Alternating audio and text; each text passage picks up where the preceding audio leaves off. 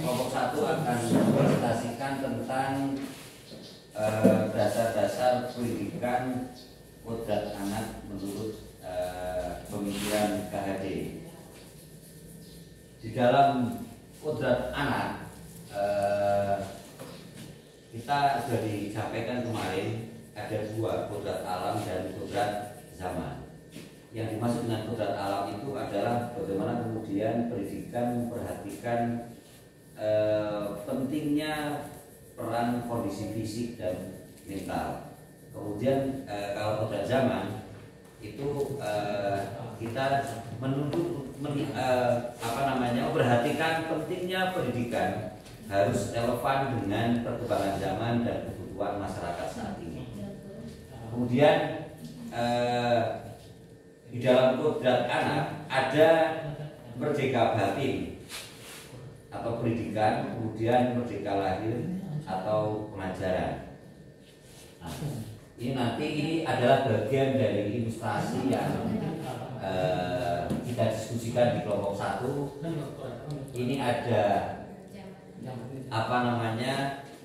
merdeka batin dan merdeka lahir. Nanti akan dijelaskan secara rinci terkait dengan merdeka batin seperti apa, merdeka lahir seperti apa nanti dari ibu-ibu kelompok 1. Jadi silakan teman-teman nanti perhatikan dulu. Setelah itu kita diskusikan lebih lanjut. Silakan Ibu. Nanti kalau ada yang bertanya. Oke, baik, saya lanjutkan dari teman yang menjelaskan tadi, Nurul. Di sini ada 2 gambar yang terpampang di atas teman-teman Bapak Ibu. Yang satu ini kita sudah lihat bahwa apa yang dipancarkan anak itu ada aura positif, ada cinta di situ. Kalau kita sudah kenal cinta itu berarti kan bahagia,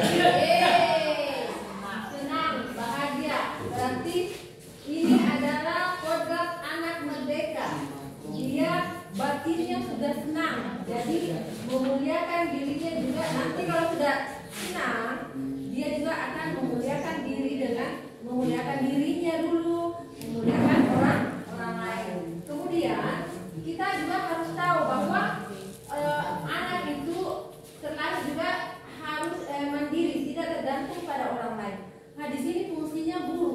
Kita sebagai pengajar menyediakan ruang yang baik untuk anak. Dia bebas mengekspresikan apa yang dimiliki oleh anak tersebut.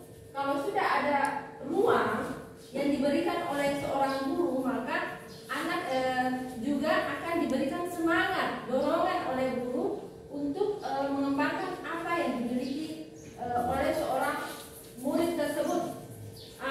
Setelah itu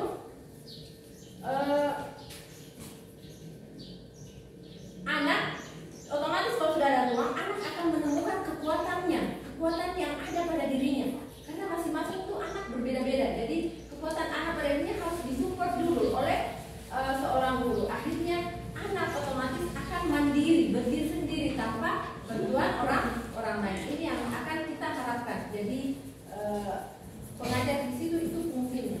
Ya, terima kasih. Teman-teman menambahkan. Oke, ada yang mau di ini Konfirmasi, tanya. Nona. Oke, Pak Muhadi. Baik, terima kasih atas kesempatan diberikan. Bukan nama saya Muhadi dari Kelompok 2. Terkait dengan senang, bahagia, kemudian ruang. Dalam proses belajar mengajar itu kita untuk mengetahui misalnya anak itu batinnya bagaimana, apakah dia senang atau bagaimana, mungkin ada ciri atau karakter tersendiri dari anak tersebut. Oh, ini sudah senang, oh ini sudah senang. Kemudian untuk pemberian ruang waktu ini terkendala kadang kita begini, berikan ruang waktu. Nah, sementara kan kodrat anak tersebut, artinya kan mereka terbawa dari lingkungan alam masuk ke sekolah. Nah, biasanya kita dapatkan di lingkungan mereka, itu kebanyakan kasar, keras. Itu tidak bisa lepas dengan kata-kata dan sebagainya. Nah, sementara ketika di kelas kita berikan ruang ruangnya seperti apa, karena saya pikir kalau terlalu banyak berikan ruangnya bisa mempengaruhi teman-teman yang lain. Baik, sekedar ini, terima kasih. Silakan kelompok 1. Terima kasih Pak Muhardi. Ya. Ya, yang tadi seperti yang tadi disampaikan bahwa memberi ruang jangan terlalu lebih, karena kalau melihat dari kita anak-anak ini terlalu keras. Nah, kenapa sih? Contoh kecil kita di dalam kelas ini kita buat kesepakatan kelas ya. Nah, jadi sebelum kita memulai pembelajaran ajaran baru, kita tuh membuat kesepakatan kelas dengan antara siswa dan guru. Nah, dari situ kalau sudah ada kesepakatan kelas, memang ruang kita memberikan ruang untuk mereka, tapi dengan syarat bahwa ada loh kesepakatan ini, dan ini semua disepakati oleh guru dan guru. Jadi semua senang, guru pun senang, siswa pun senang.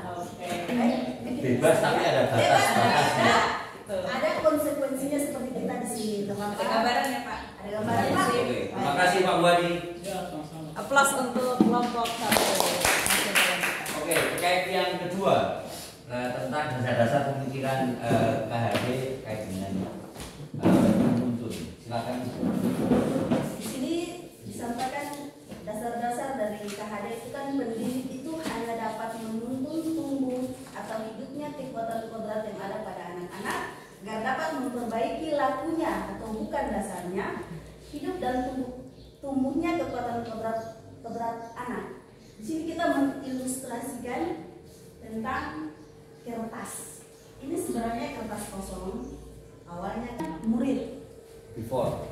Sebelumnya ini murid ini dia masih buram. Contoh dia punya cita-cita ini belum ada gambaran. Nah, setelah guru selalu memberikan motivasi atau bertanya, anak-anak mau cita-citanya mau jadi apa? Gitu. Kan nanti ada yang berbeda. Bu, saya mau jadi polisi. Bu, saya mau jadi guru. Bu, saya mau jadi ini pilot apa? Dari situ kita guru yang memotivasi, menebalkan yang tadi buram menjadi tebal. Nah, terus ibarat padi, guru itu di sini kan guru itu menuntun. Guru itu ibaratnya seorang petani. Seperti tadi Ibu bilang bahwa kita menanam padi tidak mungkin panennya jagung. Nah, berarti kita memupuk yang tadi cita-cita mereka itu. Kalau seandainya mereka mau jadi polisi, kita motivasi terus. Jadi kita selalu petani, kita tanamnya padi. Kita tanam padi, setelah tanam padi kita merawat padi itu sampai bisa membuahkan hasil. Yaitu hasilnya itu cita-cita mereka bisa tercapai. Mungkin itu saja Ibu. Kalau ada yang ingin ditanyakan. Ada yang mau konfirmasi? Jadi saya tambahkan sedikit teman-teman semua. Ini adalah bagian dari ilustrasi sederhana saja. Bagaimana kemudian ketika kita menjumpai kita sebagai seorang pendidik menjumpai sesuatu yang diibaratkan siswa kita sebagai kertas kosong, maka dia akan menjadi merah, akan menjadi kuning, akan menjadi hijau, akan menjadi tidak berwarna. Itu tergantung bagaimana kemudian kita memberikan motivasi, memberikan pengajaran. Seperti kita ilustrasikan, ini before berarti masih produk yang kosong, sehingga ini akan menjadi produk yang yang sudah ada hasilnya. Kira-kira begitu. Korelasi antara kodrat anak dengan dasar pendidikan ini adalah bagaimana kemudian kita memberikan ruang kepada anak dengan sebebas-bebasnya, tetapi tetap melihat dari sisi aspek menghormati, beretika, kemudian meskipun kita juga sebagai seorang guru tetap harus